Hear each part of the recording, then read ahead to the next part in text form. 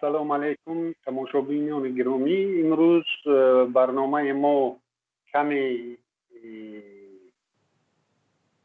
тафовут дорад аз барномаҳои пешин. Имрӯз мо бо забони русӣ бори аввал барномаро шурӯъ мекунем.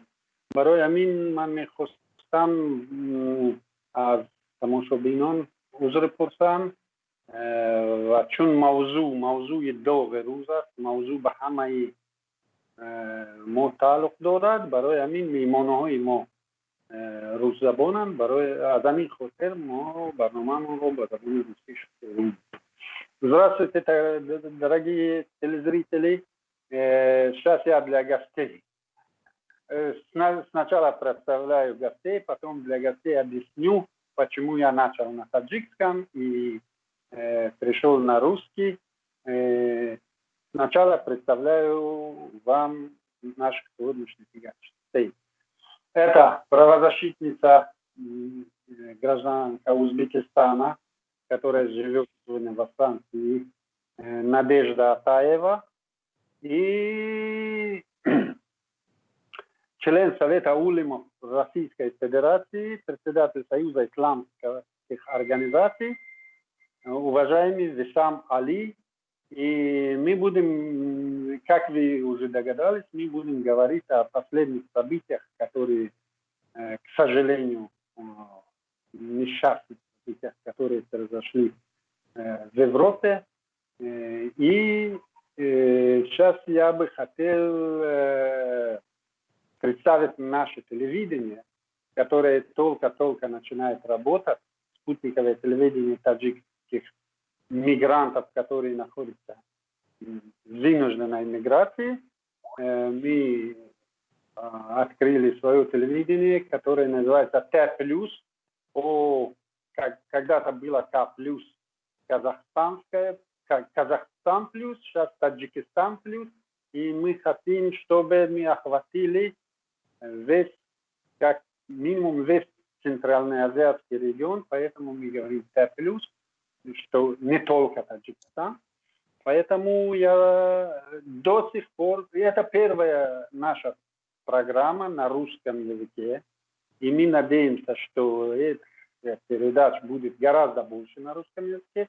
И мы надеемся, что наши эксперты, которые сегодня у нас присутствуют, будут нашими экспертами и далее. И я бы хотел начать вот чего. По праву, поскольку женщина у нас должна быть первой, я задаю вопрос Надежде. Скажите, пожалуйста, где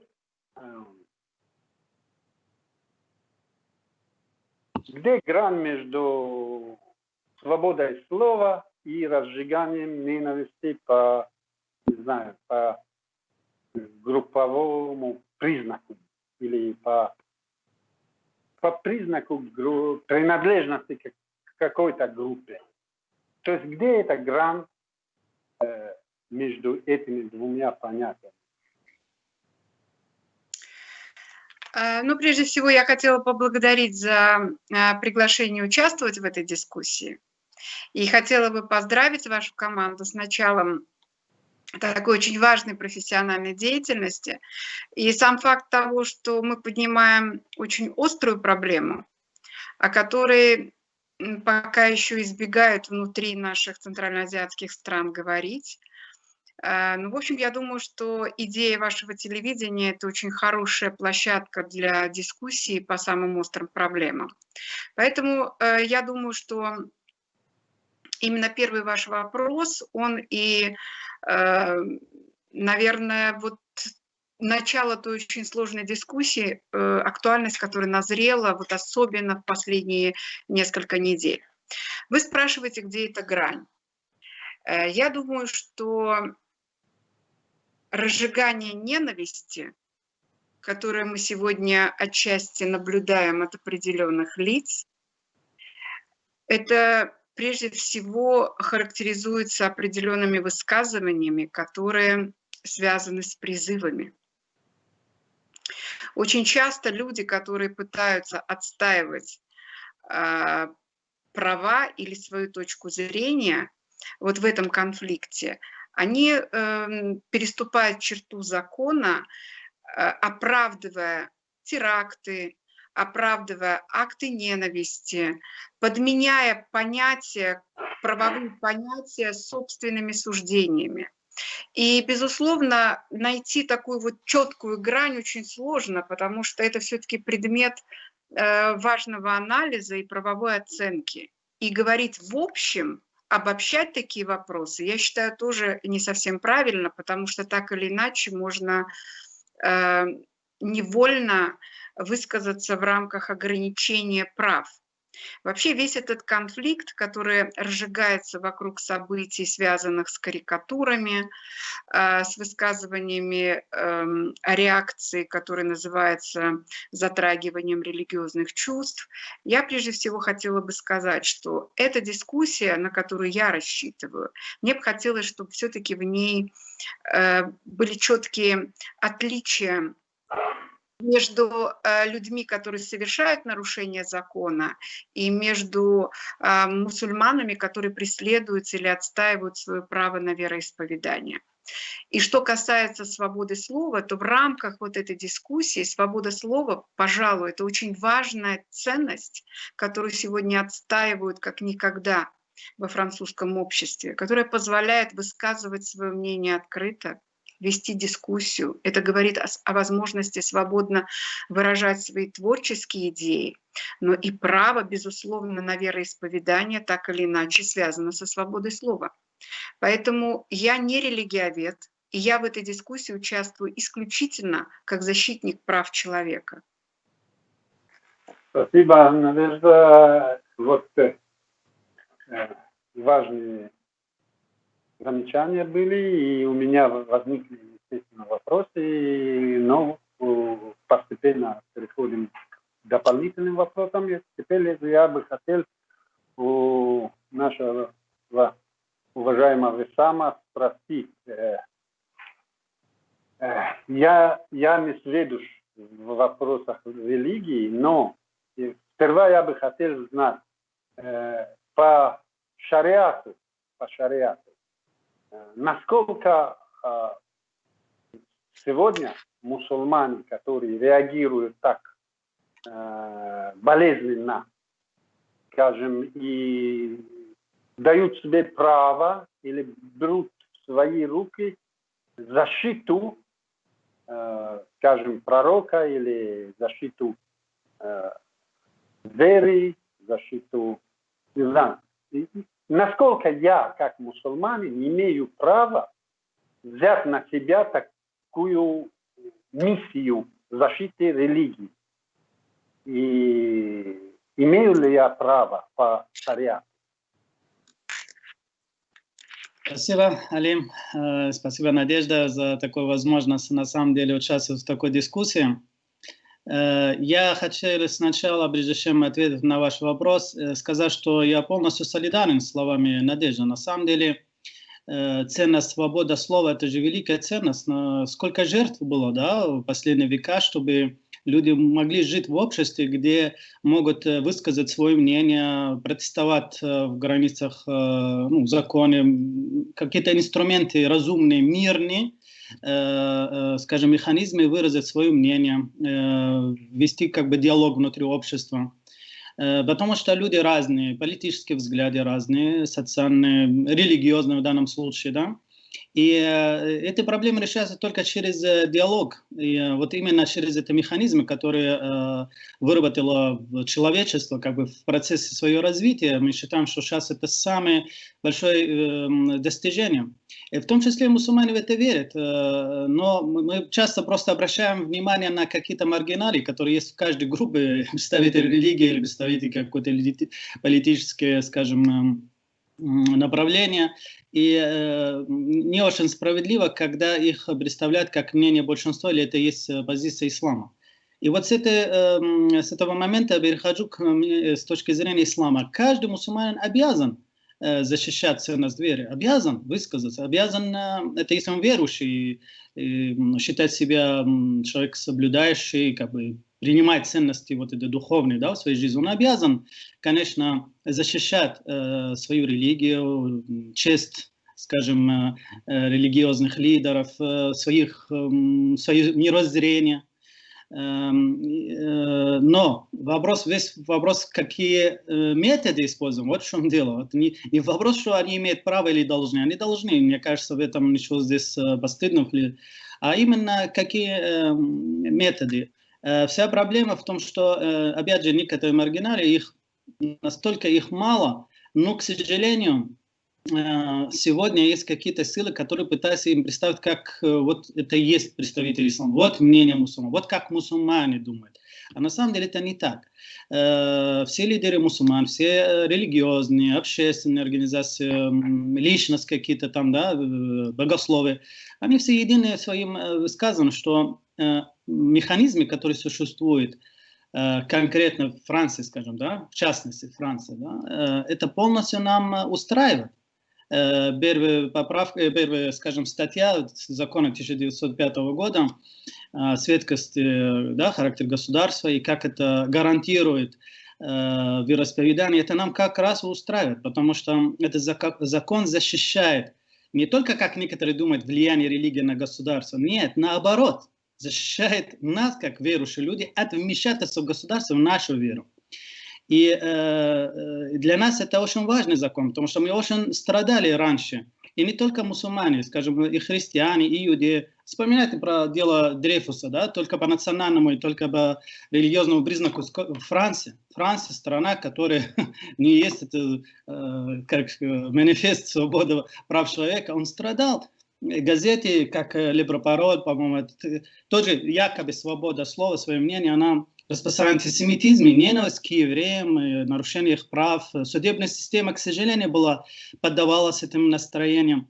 Поэтому мы против, наоборот, мы хотим, чтобы государство не вмешивалось, не принимало вот это. И сегодня мы видим, что, к сожалению, нарушаются права верующих, не дается им свобода слова, не дается им право выразить свое мнение, не дает им даже возможность вести диалог в обществе. Сразу обвиняют их, что нет, ваша одежда, ваша еда халаль, ваш вообще образ жизни – это угроза для республики, это угроза для ценности республики. И закрывает рты, закрывает их организация, запрещает им контактировать со всеми своими единоверцами в мире. Государство пытается создавать новую модель, говорит, нам нужен французский ислам, и государство это хочет вмешиваться в этом процессе. Я думаю, это очень грубое нарушение, вот как раз ценности, о которой говорила уважаемая Надежда. Вот хочется, чтобы вернуться, наоборот, к этим ценностям настоящим и реализовать это в жизни. Да. Ну, Надежда хотела что-то возразить. Я хотела сказать, ну, я поняла, что речь идет о Франции, но я хотела бы, знаете, высказать на этот счет свою точку зрения. Насколько я знаю, во Франции сейчас идет разговор о закрытии 2 организаций. И, насколько я понимаю, у этих организаций есть право на обжалование решения о закрытии. И судебная система Франции позволяет вплоть до Европейского суда обжаловать это решение. Это один момент. Второе. Вот я проживаю не в Париже, но в одном из городов вблизи Парижа. И у меня очень много вокруг меня людей, кто верует в ислам. В любом магазине, в любой гуманитарной организации, которая оказывает гуманитарную помощь, везде работники и созданы условия, которые обязательно помогают мусульманам соблюдать их порядок использования продуктов, да? То есть там спрашивают в этом случае, едите вы это или не это. То есть в любом супермаркете отдельно есть холодильник для еды, которую едят мусульмане. Мечети. Но я пока не слышала, чтобы здесь закрывались мечети. Я не слышала именно в этот период острой такой конфликтной дискуссии, чтобы у кого-то там были проблемы носить хиджаб или бороду. То есть этих проблем вообще нет. И пятничная молитва как была, так и, пожалуйста, она доступна любому верующему в ислам. То есть я вот таких вот отчетливых ограничений не вижу. Единственное, с кем я разговариваю абсолютно точно, и у меня подруги близкие, у меня близкая подруга верует в ислам и, в общем, соблюдает все эти обряды, она говорит, мне лично неприятно, да, вот, что выходят такие карикатуры. Но я, говорит, просто их не смотрю и не имею этот журнал Шарли Эбдо, и я резко осуждаю действия, связанные с терактами, да, вот в эти дни. То есть вот сказать о том, что нет дискуссий, я тоже не согласна, потому что буквально последние 3 недели только в нашем городе прошло около 4 собраний. Мы все собираемся. Люди разных конфессий, представители гражданского общества, иностранцы. И мы понимаем, что эта ситуация вокруг случаев, связанных с этой карикатурой, она может резко отразиться на положении всех иностранцев. Вопрос по этому поводу. Вот во Франции, скажем, сегодня, насколько вот это, скажем, свобода слова, которая я понимаю, я сам страдаю от этого, что нету в моей стране свободы слова. И я понимаю, что свободу слова нельзя ограничить указами, приказами, другим. Но насколько вот этот Шарли Эбдо нельзя ограничить, я согласен с этим. Но насколько это соблюдается пропорционально? Я что имею в виду? Насколько Шарли Эбдо или кто-то другой также насмехается над другими группами людей, и это допускается. Скажем, не знаю, есть такие информации, что не все разрешено. Не все разрешают. То есть есть там какие-то ограничения. Я бы... И насколько это было использованием свободы слова, или же это выражение своей злости со стороны, скажем, авторов этих карикатур. Это ко мне вопрос? Или... Да. Ко мне. Ну, начнем с того, что если мы говорим про авторов карикатур из журнала Шарли Эбдо, то мы должны понимать, что речь идет о сатире.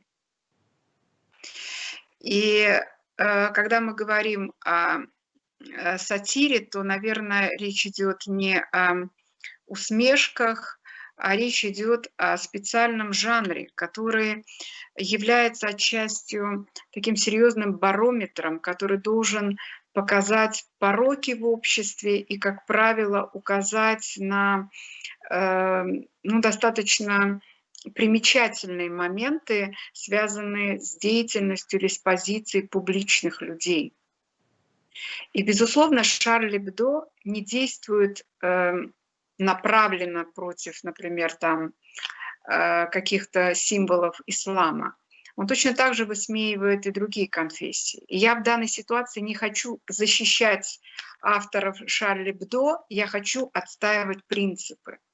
Если в обществе могут быть табуированные темы в отношении публичных лиц, или, например, если речь идет об Эрдогане, так ровно так же они критикуют и высмеивают какие-то недостатки в политике, связанные с Макроном и с первой леди страны. Поэтому я бы не делала акцент избирательности. Кого они не будут высмеивать? Это людей, связанных с ограниченными возможностями по здоровью. Это является нарушением этических норм. Но если человек публичный, если его позиция или его пропаганда или его политика касается большинства, то, наверное, автор вот такого творческого коллектива вправе высветить эту проблему и отразить то, как это выглядит с с объективной точки зрения или с точки зрения альтернативных каких-то высказываний. Я все-таки связываю это не с выражением какой-то озлобленности, а с особой формой критики.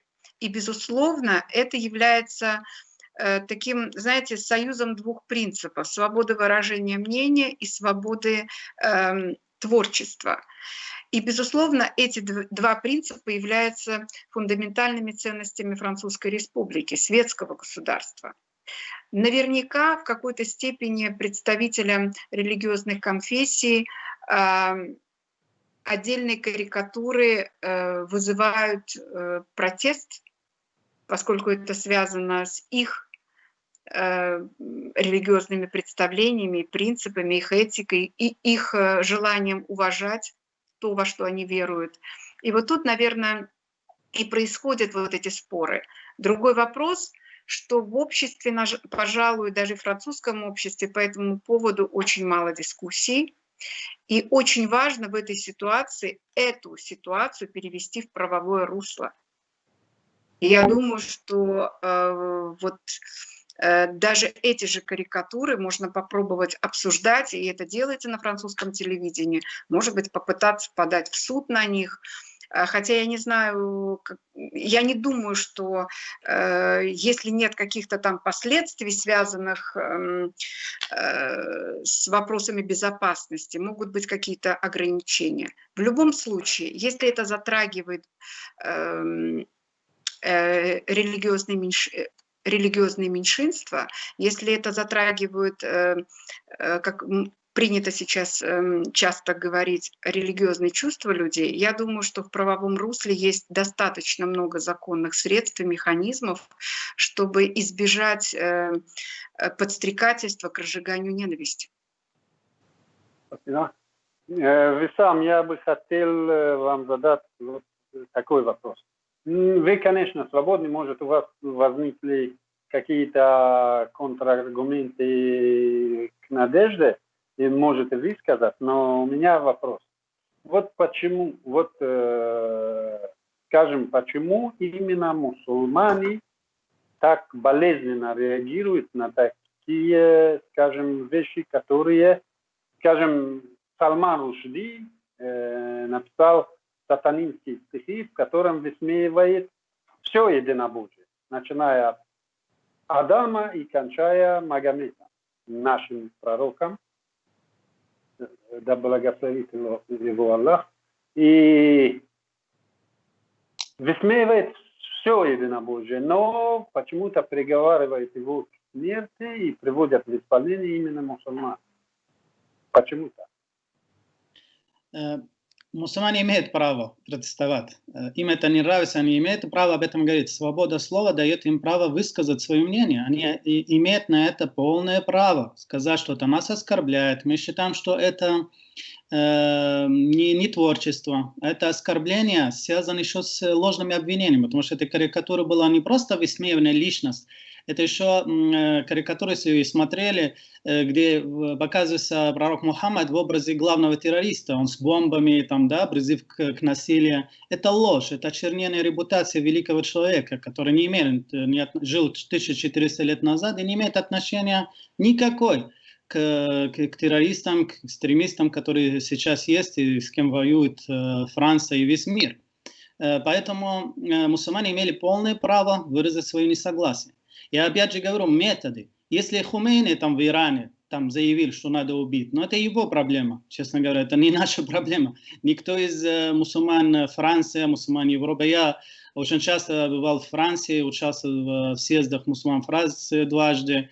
Я никогда не заметил такое мнение у французов, что надо убить или уничтожить и так далее. Они просто говорят, нам дайте право высказать свое мнение. И каждый раз, пытаясь высказать свое мнение, придумать для них терминов. А вот у вас, то есть их пытаются ограничить в правах. Во имя защиты прав, да, их ограничить в правах. Например, хотят закрыть организации, которые борются с исламофобией. Закрыли с начала года 70 мечетей в Франции. Очень много имамов были высланы просто потому, что мы вам не считаем, что вы имеете право такой высказывания без суда. Суды, вот смотрите, на Тарик Рамадан, один из великих философов современности мусульманской, просто смешно. Мы же доверяли всегда, очень верили в судебную систему французскую, но иногда чувствуется возвращение к эпохе Дрейфуса. Вот как суд был над Дрейфусом, такое ощущение, что все повторяется, как страшный кошмар. В конце 19 века, начало 20 века у нас снова сейчас начинается. Популизм ради каких-то достижения политической цели, использования общего настроения какое-то в обществе, недовольства и направляется против части общества, разжигает межнациональный, межконфессиональный ненависть, разделяет граждан республики по религиозному, закрывает им рты. Если ты рот откроешь и скажешь, я вот с этим не согласен, я считаю, что это неправильно, я хочу в суд подавать, как ты смеешь? Значит, ты исламский, это как называется, политический ислам, выдуманный термин, который не имеет под собой никакого основания, ни научные, ни факты, ничего. Это ислам, закрытие, угроза, постоянно исламские, самые крупные исламские организации Франции находятся под угрозой закрытие, вмешательство, что у нас Исламский совет должен быть контролем государства, где светскость. Понимаете? Значит, не проблема в карикатуре, и то, что нам нравится. Конечно, нам не нравится. И любой здравомыслящий человек это не считает, это искусство. Это сатира, в общем, просто издеваться над искусством. Да? Это очень низкий сорт искусства. Просто его... Я часто мусульманам говорю, не надо реагировать на всякие такие вещи, потому что таких миллион бывает. Каждый год печатаются книги. Но, к сожалению, кто-то обратил на это внимание, и кто-то использовал это, сделал это с принципом, начал это публиковать на стенах муниципальных зданий и так далее. Да, слушаю вас. Это вопрос, возник вопрос отсюда к Надежде. Вот сейчас именно по поводу свободы слова.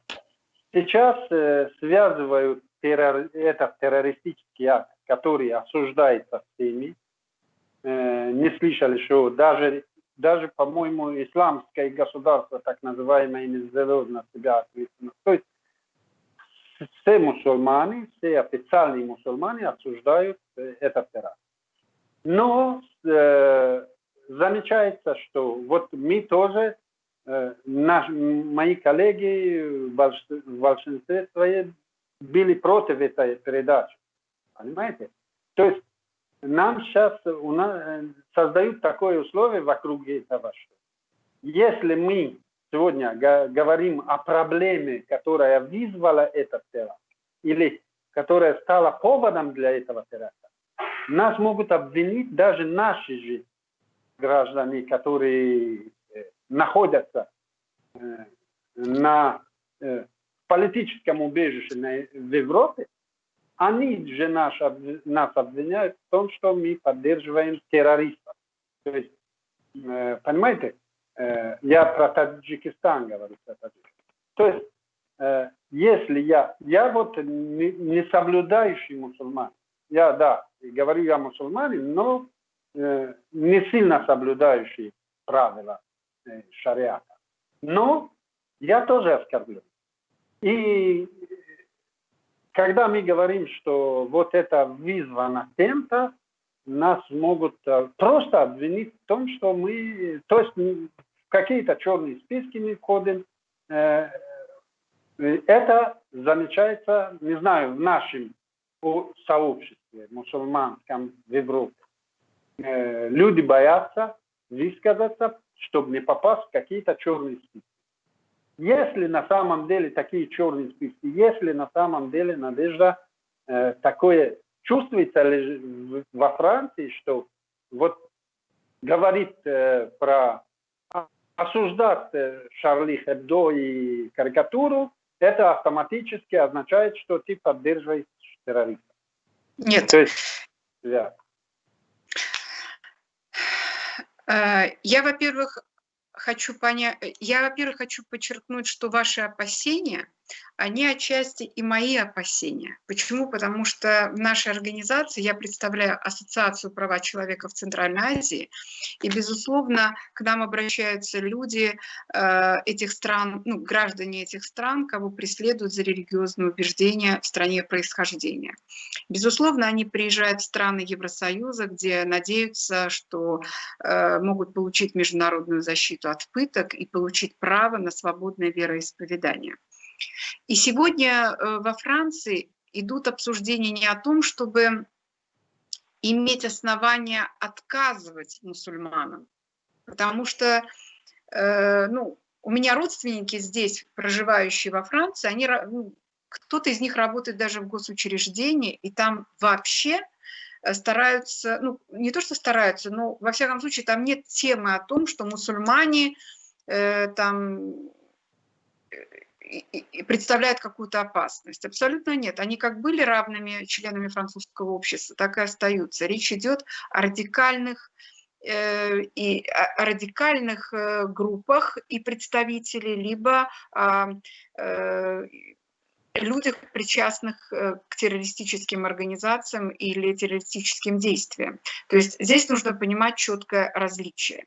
Если вы говорите о вопросе миграционного порядка в отношении тех, кто обращается за статусом беженца, то на своей практике я ощущаю другое.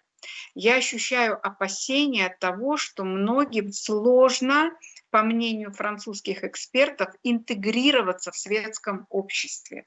Речь идет о вопросах, связанных с их интеграцией, а не с оценкой преследований и причин, по которым они обращаются за статусом беженца. И в этом смысле мы сейчас с юристами, с адвокатами пытаемся выяснить, где здесь могут быть те самые нюансы, которые могут ограничивать возможность представителей мусульманских организаций или общин получить международную защиту.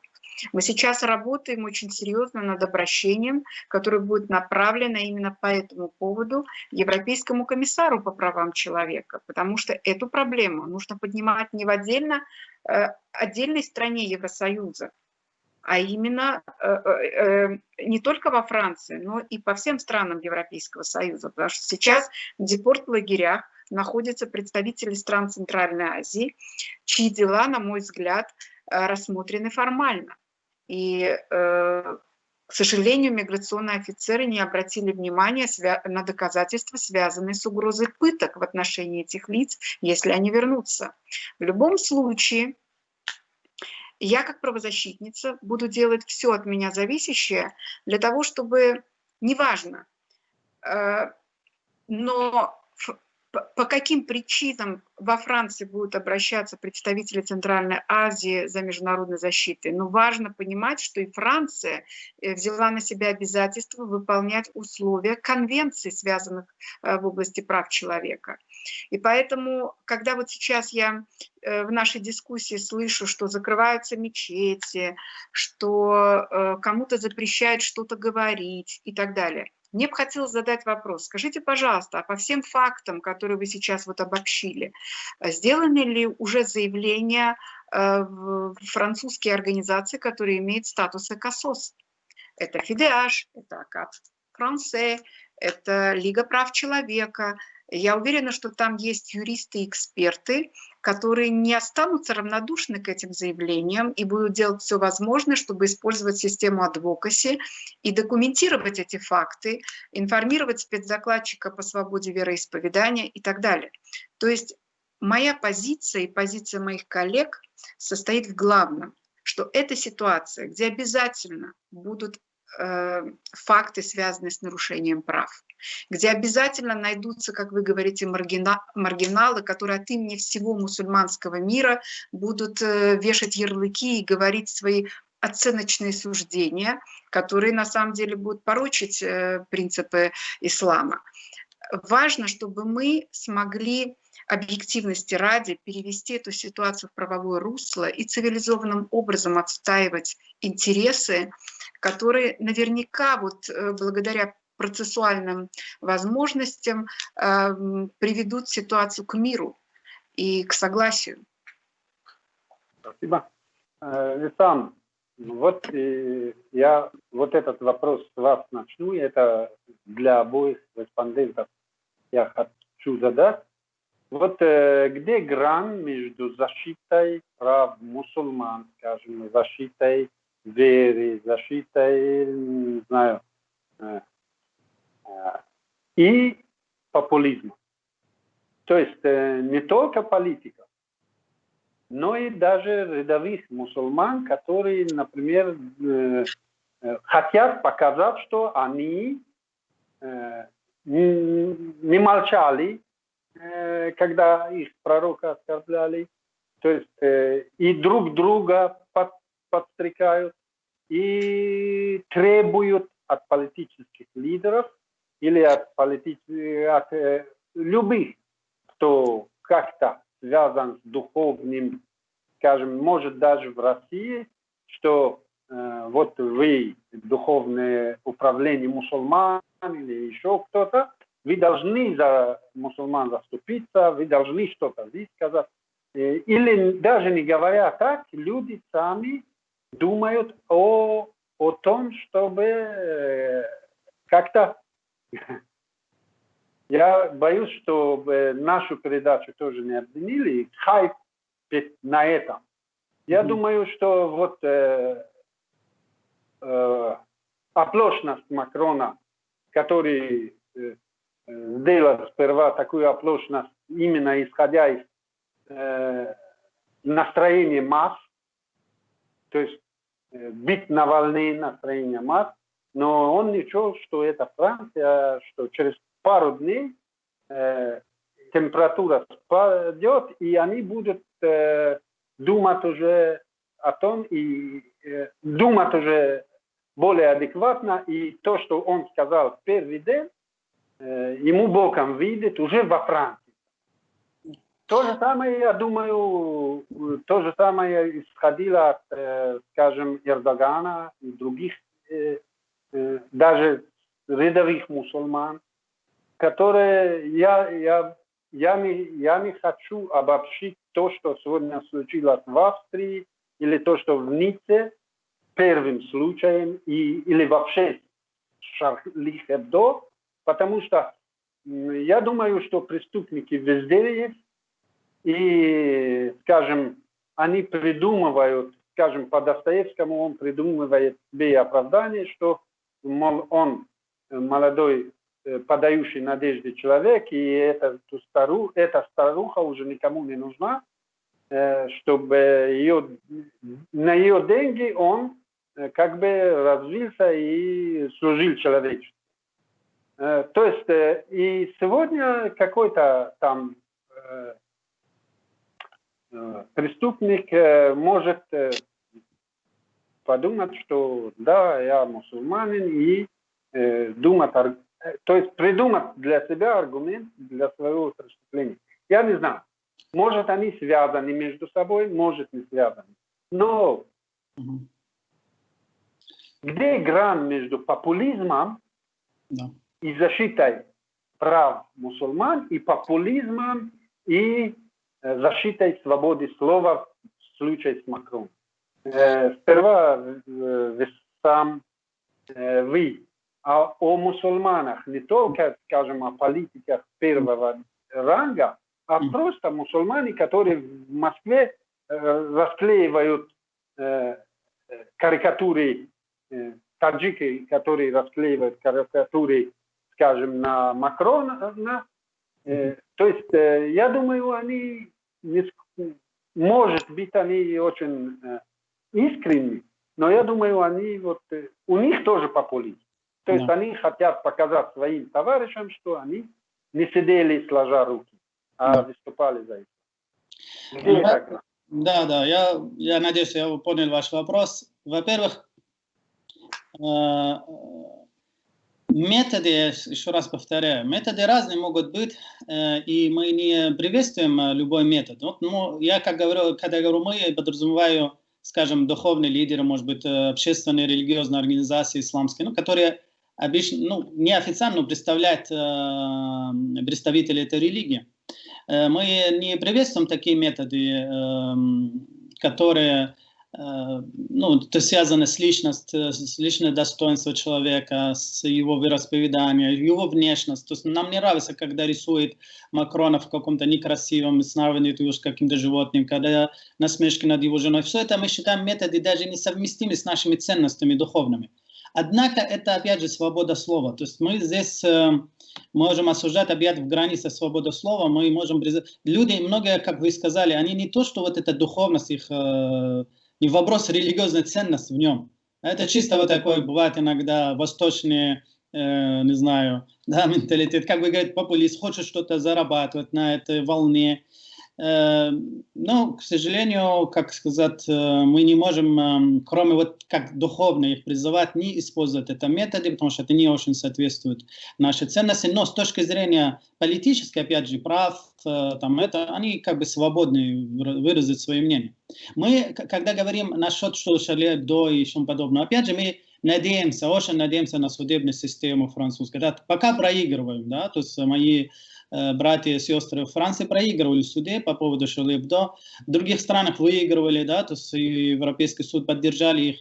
Насчет этого ограничения прав одеваться как хотим есть. К сожалению, Надежда, вот эти данные, которые я вам назвал, это сам министр внутренних дел хвастается этому. Это даже не правозащитные, что не успели правозащитные. Это сам министр внутренних дел вышел и сказал, мы закрыли более 70 мечетей, выгнали там, не знаю, как сотен имамов, и еще у нас список на изгнание, потому что, понимаете, есть тенденция опасная, которую вот Надежда сказала, то есть беженец приезжает, он беженец. Его задают такие вопросы, которые не по сути. Вот как ты относишься к гомосексуализму? Ну, по его религии, по его мировоззрению это мерзость. А того, что просто относится, не то, что он говорит, я пойду ножом убить гомосексуалистов или так далее. Он просто сказал, я с этим не согласен, мне это не нравится. Да? Это уже... Да, он имеет право это сказать. А сейчас в Европе это уже повод его ограничить право быть беженцем. Да? Как ты относишься к карикатуре? Сейчас они хотят включить этот вопрос, уже обсуждать серьезно. То есть зачем так? Ну, зачем навязывать определенные ценности? Наоборот, эти ценности могут завтра измениться. То есть можно выиграть суд. Общество после диалога, нормальный, спокойный диалог, народ поймет, что здесь граница свободы допустима. Как тоже издевательство, не насмешки над евреями, что раньше рисовали носы, да, вот эти евреи вот с такими. Сейчас это нельзя, или смеяться, или издеваться над Холокостом. Это тоже тема закрыта, это уголовная ответственность. Есть, нельзя сказать, что нет границ. Конечно, есть границ, но это как мы определяем эти границы? Через законные инструменты. Есть у нас парламент, у нас есть судебная система. Вот через них, сначала это бывает диалог, справедливый диалог. Надо дать всем высказаться, объяснить свои точки зрения. Народ слушает друг друга, а потом приходит к решению. Пока решение не в нашу пользу, скажем, если в кавычках мусульман, мы терпим. Мы же не говорим, что пока, да, это нам не нравится, но это не означает, что мы идем в крайние какие-то методы или за пределы допустимых закона. Это первый. Второй, мы будем продолжать свое право высказать. Не надо сказать, все решено, закройте рот. Нет, мы имеем право. Сегодня суд говорит нет. Или сегодня парламент нет. Но завтра парламент может быть новый. И новый президент. И этот вопрос должен сохраниться в обществе, обсуждать. Потому что общественное мнение может измениться. Поэтому мы к чему призываем? Не закрыть нам рты. Не ограничить нам в права. И знаете, и всем надо отдать. Даже те, которые, вы знаете, вот эти ребята, которые с горячим, да, с горячим, скажем, настрой и так далее, иногда не позволяют себе, скажем, не исламские, не мусульманские поведения, честно говоря, но, тем не менее, это иногда показатель. Сам по себе это положительно, что люди высказали свое мнение, мы их послушали. И многие французы, мне друзья сказали, мы поняли, насколько это вам болезнь. Для нас, если мы увидели карикатуру над Иисусом Христа или Папа Римский, ну да, нам неприятно, но не настолько. Мы никогда не думали с этого ракурса. Когда мы видели, насколько это вызывает, мы начали задуматься. Да? То есть иногда даже вот эта реакция, крайняя реакция, она иногда бывает. Это мудрые политики делают выводы, мудрые, скажем, правозащитники, люди юридические, они делают выводы. А некоторые политики, которые я считаю не очень честны в своих намерениях, они это всего лишь используют, наоборот, разделяют общество, пытаются демонизировать какую-то часть общества в целом. чтобы зарабатывать какие-то очки. Конечно, в кризисных временах это, конечно, часто политики, мы это знаем, видим в Средней Азии, видим на Востоке, для нас привычно там видеть. И очень жаль видеть это на территории таких стран, как Франция, например. Спасибо, Надежда. Да. Я поняла вас, я поняла вашу точку зрения, и я хотела бы высказаться именно с той позиции, как понимаю ситуацию я. Безусловно, не учитывать интересы религиозных меньшинств тоже неправильно. Но если сейчас находить аргументы для того, чтобы ограничивать или удалять сатиру или карикатуры как жанр выражения свободы мнения и свободы творчества, это все-таки так или иначе станет началом для того, чтобы ограничивать другие фундаментальные права. Если мы говорим о всех этих проявлениях в светском обществе, то мы должны понимать, что фундамент той Французской республики, ее конституции состоит в том, чтобы свобода слова, чтобы право на вероисповедание, чтобы право на свободу творчества и право меньшинств, и религиозных, и сексуальных, и других, позволяло сосуществовать в одном обществе. И я, как правозащитница, безусловно, фиксирую все эти моменты. Я понимаю, что, например, позиционирование каких-то идей, предназначенных отдельным сексуальным меньшинствам, группам сексуальных меньшинств, они будут раздражителями для другой какой-то части общества. Я, безусловно, понимаю, что если я приду просто как человек, как женщина в мини-юбке в мечеть, то, безусловно, я тем самым вызову оскорбление со стороны мусульман. Это, безусловно, не вопрос ограничения свободы слова. Здесь есть вопрос, связанный уже с внутренним чувством такта, с воспитанием, с культурой поведения человека, с этическими нормами. И, безусловно, нужно это учитывать. Я за то, чтобы все-таки через правовые процедуры мы могли существовать в обществе, где будут определены те возможности, где не будет запрета на сатиру, на свободу выражения творчества, где будут учитываться интересы религиозных меньшинств. Конечно, я понимаю, что эти карикатуры затронули чувства миллионов мусульман по всему миру, это вызвало шествие, и, безусловно, все они используют свое право на солидарную позицию, на право на свободу ассоциаций и собраний. И это тоже говорит о том, что мусульманский мир и представители религиозных конфессий опять-таки стараются организованно использовать правовые процедуры. Вы тут сказали, что нельзя ограничить. Да, нельзя ограничить свободу слова, нельзя указом или законом ограничить, что-то запретить. Но скажем, вот эти люди, которые, я думаю, они, в них злоба говорит.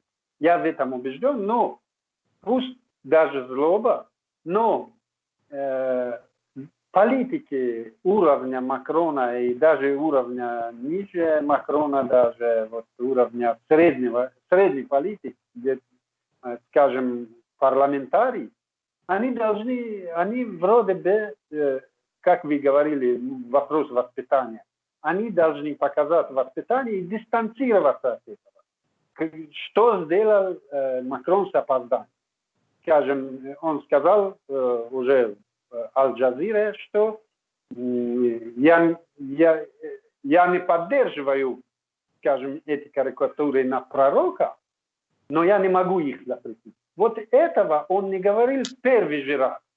И это вызвало шквал, это вызвало волну. Это не его вина, это, я думаю, это болезнь общества, которая привела к этому несчастью. я не знаю, что побудило этого учителя показать эти карикатуры, но я думаю, что он стал жертвой той злобы, которая царит в обществе. Злоба обоюдная. И то, думаю, а не кажется вам, что это столкновение невежеств с обеих сторон? То есть эти не хотят понять тех, те не хотят понять этих. То есть столкновение двух невежеств.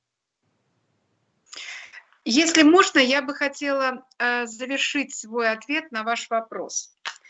Значит, вы мне задали вопрос, связанный, где эта грань. Ну, начнем с того, что урок учителя, его урок стал до сих пор продолжаться для всего французского общества. И начнем с того, что урок свободы слова, он был заложен в учебную программу. Со стороны учителя не было нарушений закона. Ситуация, вызвала такой общественный резонанс в обществе, французском обществе еще и потому, что учитель, в принципе, действовал в рамках закона. Там не было никакой ненависти. Он просто проводил ежегодный урок, связанный со свободой слова, где говорилось о том, что есть право на защиту от пыток и от рабства. Это абсолютная защита. А вот свобода слова, она имеет ограничения. И в каждой стране имеются свои грани на свободу выражения мнения. Например, карикатуры могут вызывать реакцию в обществе. И вот в этом контексте и были показаны эти карикатуры, как сейчас говорится экспертами предварительного следствия. Начнем с того, что весь этот резонанс, международный резонанс вызван еще и тем, что пропагандисты, то есть достоверная информация была настолько подвергнута дефамации, что она превратилась уже, в общем-то, в искаженную ситуацию. И, конечно, политики сделали свое дело. И Эрдоган подлил масло в огонь, и другие. Потом, когда вы задаете вопрос, где эта грань, грань состоит в том, что когда мы защищаем права человека, мы защищаем принцип, но в этом деле, в любой ситуации, любое дело мы рассматриваем индивидуально, когда оно касается отдельно взятого человека. И если этот человек не совершил особо тяжкое преступление, как теракт, не проявил разжигание ненависти, не совершил там угон самолета и так далее, да, то вот именно эти преступления являются исключающими обстоятельствами, и в этом случае мы не можем оправдывать незаконные действия. Но если человек высказал мнение, даже с которым я не согласна, и считаю его оценочным суждением, я считаю, что у него есть право высказать это мнение. Даже если сейчас многие высказывают мнение в противоречии официальной оценке французского правительства или других видных политиков, это право высказаться. И в этом смысле я поддерживаю своего собеседника.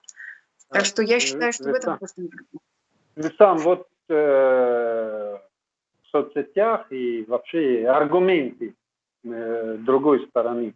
То есть той стороны, которая считает, что мусульмане неправы, когда они оскорбляются.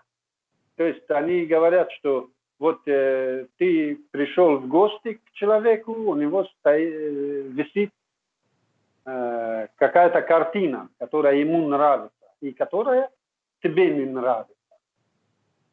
И что ты будешь делать? Ты в гостях. То есть в чужой монастырь со своим законом не входят.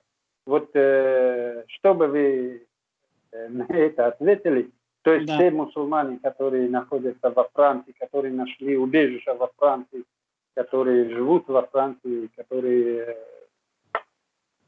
не могли жить у себя в своих странах, они живут там, и они вот там совершают конечно, выражают несогласие. И многие мусульмане, сами мусульмане, с этим не согласны, говорят, что сидите там тихо и благодарите Бога, что у вас все хорошо. Но что касается беженцев, это, конечно, особенная группа людей, которые у них свой статус и своя проблематика, и социализация их это обязательный шаг, да, чтобы они могли то есть, взаимодействовать с новым обществом, они же оказались совсем в другой стране, с другими ценностями. Речь даже не идет о том, что они мусульмане попались в государство, где правил секуляризма, скажем, ну, или католическое, или христианское, или атеистическое и так далее. Не в этом дело. Даже если мусульманин в другой мусульманской стране, то ему нужно время адаптации, естественно. Это отдельная тема. Но я, честно говоря, не об этом волнуюсь. Я волнуюсь про 6 миллионов граждан Франции. То есть это граждане. И в основном они второе и третье поколение уже. Может, их предки были когда-либо трудовые мигранты или беженцы, но они сейчас родились в Франции, их отцы родились в Франции, матери. Почему мы до сих пор считаем их, что они в чужом монастыре? Они не в чужом монастыре, они у себя дома. Они имеют право высказаться, они имеют право, чтобы общество учитывало их интересы, чтобы оберегало их, защищало их идентичность какая-то, как группа национальная или группа религиозная. Нельзя их стирать, нельзя сделать один. Это недопустимо в современном мире. Мы живем в мире разнообразный, плюрализм. Это великая ценность. Ради этого кровь была пролита. Франция больше всех об этом знает. Сколько было убито протестантов, да, чтобы было чисто католически. Они сейчас знают это преступление, это черные страницы их истории, осуждаемые. Они не должны повторить эти ошибки. Они должны знать, что любой имеет право исповедовать какую-то религию или никакую религию. И он имеет право жить согласно своей ценности. Да, он меня не диктует, и я ему не должен диктовать.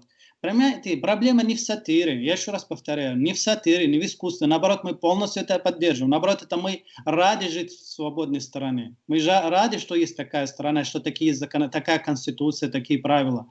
Нам это устраивает как мусульмане. Мусульмане есть жертвы. Сам Макрон в этом признался, что 80% жертв терроризма в мире это мусульмане. Мусульмане везде страдают от того, что в диктаторских режимах, в основном, где живут мусульмане, там диктаторские режимы, гражданские войны. Мы страдаем от этого. Это как бы островок свободы, и слава Богу, мы наоборот, мы не хотим никак ограничить. Надо нас понять. Мы не хотим ограничить. Мы хотим вести диалог, объяснить, что здесь не сам карикатура или сатира, нет. Предмет сатиры и карикатуры надо обсуждать. Когда рисуют карикатуры, что Мухаммад террорист, это уже не карикатура, это обвинение в адрес религии. Мухаммад символ нашей религии, понимаете? Это бросает, вот все вы мусульмане такие, ваш пророк террорист, вы террористы. Это такой намек. И мы пытались им объяснить. Они нам скажут, нет, вы нас не поняли. Но на этом нас они не убедили. Мы пошли в суд. Суд сказал, нет, вы не правы. Мы смирились, мы молчим, ничего не делаем. Что мы делаем? Ничего не делаем. Надежда, я сейчас скажу просто последний момент. Проблема вся в том, что Макрон месяц назад сказал, французский ислам будет. Мы реорганизация полностью всех исламских организаций. Мы закроем то, которое нам не нравится, которое у нас есть подозрение. Министр внутренних дел Франции сказал, мне не нравится, что вот председатель Союза студентов Сорбонн в хиджабе, и что студентки мусульманки в университете требуют места, чтобы молиться или есть халаль. Уже еда халаль. Что мы молимся, что мы одеваемся, их раздражает, хотят нас ограничить. Значит, не проблема в карикатуре, чтобы вы поняли. Это айсберг, это ерунда, это издевались на их совесть. Но проблема в том, что они хотят ограничить наши гражданские права, потому что якобы мы не верим. Есть какой-то сепаратизм, скрытый сепаратизм. Мы как бы живем сами по себе внутри. Нет, это не сепаратизм, это называется у себя дома я соблюдаю определенные нравственные какие-то религиозные обряды. И вы не должны лезть ко мне и заставить меня жить как атеист или как католик или и так далее, и так далее. Я на улице, в государственных структурах такой же граждан, как вы, выполняю свои обязанности. И дайте мне права, такие же, как и у вас. Вот в связи с этим вопрос, Надежда. Вот толерантность. Я понимаю, не знаю, я понимаю так. Толерантность, это означает, что я толерантный к, скажем, сексуальным меньшинствам. Это означает то, что я его принимаю таким, какой он есть. Допустим, если мой товарищ представляет сексуальное меньшинство, от этого моя дружба с ним не претерпит ничего. Он останется моим другом, или она останется моей подругой. То есть это я понимаю толерантность.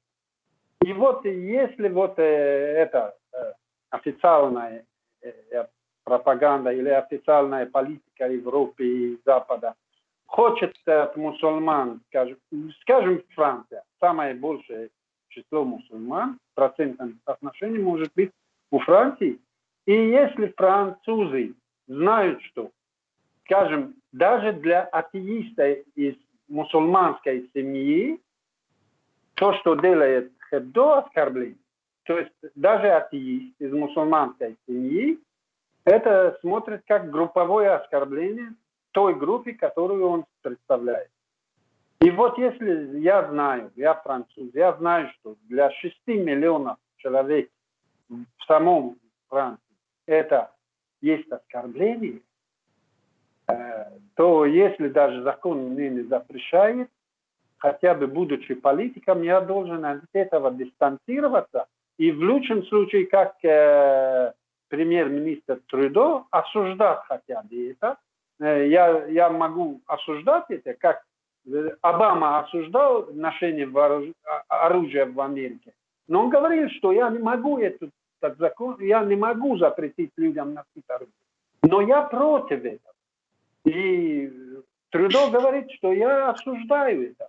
Пусть эти политики хотя бы говорят, что мы осуждаем, но мы не можем ограничить свободу слова. Но когда мы все поддерживаем одну сторону и осуждаем другую, из этого выходит вот такая реакция, неадекватная реакция. Я хотела бы ответить на ваши суждения и высказать свое мнение в ответ. Я считаю, что моя реакция будет абсолютно адекватной, если вдруг я узнаю, что к нам обратился заявитель, указывая непосредственно на доказательства, связанные с дискриминацией по религиозному признаку. То есть в любом случае, не обобщая, а конкретизируя какой-то факт, мы бы использовали правовые процедуры в защиту от дискриминации в отношении представителя религиозных меньшинств. Это первое. Второе. Когда вы говорите о том, что нет баланса в защите, там, допустим, от несоразмерной критики и использования сатиры в отношении религиозных символов, то в этом смысле нужно использовать иную процедуру.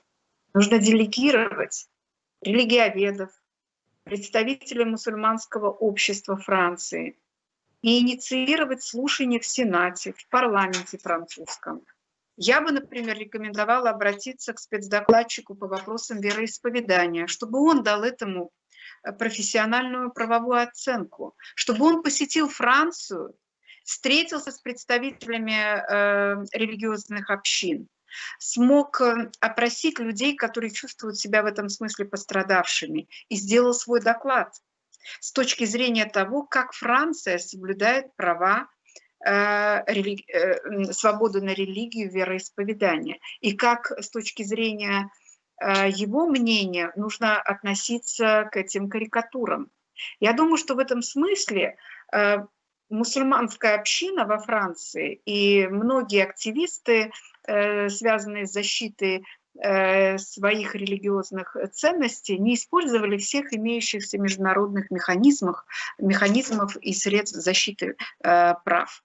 И я думаю, что в этом смысле есть очень хорошая тема для того, чтобы эти проблемы поднимать с экспертами известных, авторитетных, очень уважаемых организаций. Я знаю, что в этой области работает АКАД, очень хорошо работает, ФИДЕАШ, Лига прав человека. И там есть много ваших сторонников, которые могут на правовом языке отстаивать и представлять ваши интересы. Если в этой области есть реально факты, связанные с индивидуальным кейсом, с индивидуальными случаями, то мы тоже не останемся в стороне. Но при этом я хочу сразу высказать нашу позицию. Мы готовы поддерживать людей, которые пострадали от дискриминации по религиозному признаку, но при этом мы не против сатиры и других форм высказываний мнений. Поэтому здесь нужно находить в этом смысле баланс и создавать правовую почву для того, чтобы не было вот такой реакции в обществе. Спасибо. Весам, уже время подходит к концу. Я бы хотел, чтобы вы для наших телезрителей обратились к мусульманам. Нас в основном смотрят граждане Таджикистана, и они мусульмане. И обратились вы к мусульманам, чтобы избежать такого несчастья. Вот молодой человек, 18 лет, погубили себя, и я не думаю, что он послужил исламу этим своим действием. И чтобы молодые люди, может, одного человека спасти, может, двух, но это уже будет что-то. Ну, спасибо за такую возможность. Я полностью солидарен с Надеждой в том, что на самом деле есть шанс, есть возможность решить все свои проблемы через правовое, скажем, поле. Да, то есть, слава Богу, мы европейские мусульмане, граждане и беженцы не ограничиваются в правах, бороться за свои права. Да, мы переживаем трудные времена. Иногда политическая ситуация имеет свой отпечаток. Да. Вот сейчас мы каждый раз готовим какой-то юрист, его придумать для него выдуманное дело. Ну, то есть он на год, на два только себя защищает. Какой-то философ или религовед придумать ему тоже какое-то дело, он тоже на 2-3 года выпадает. Да, есть давление, есть это, но это не означает, что ситуация безнадежна. Да, это борьба, которую надо бороться. Тем не менее, есть механизмы, есть... Это, слава Богу, не в тех странах, где просто взяли человека, сфабрикованное дело и все. Никакой надежды нет. Нет, здесь есть возможность бороться, надо использовать и политический, культурный диалог с обществом, юридический и так далее. И наши энергии, вот эта сила и возможность, и умение надо в это направление направить. Вот, если ты действительно любишь свою религию, свою веру, и ты считаешь, что ты должен жить согласно своей вероисповеданию, и что это не противоречит ценности общества. Почему не научиться вести диалог? Почему не довести свое мнение другим членам общества? Почему, если общество не готово, почему не использовать юридический, политический, судебный и так далее? Франция член Евросоюза, можно дойти до общеевропейские институты, чтобы защищать свои права. Это возможно. Вполне возможно. Все это перспектива огромная. Взять оружие и нарушить все это, ни ты сам не выиграешь, дело свое не делаешь. И ты в глазах Господа, в глазах Всевышнего Аллаха, ты тоже виновен. Пророк Мухаммад ﷺ так нас не учил. Пророк Мухаммад ﷺ вел себя мудро. Надо вот это слово. Очень важный аят. «Вад'у иля сабили раббика биль-хикмати валь-мау'идати л-хасана». Призывай к пути своего Господа мудростью. Мудростью. Слово «мудрость» это что значит?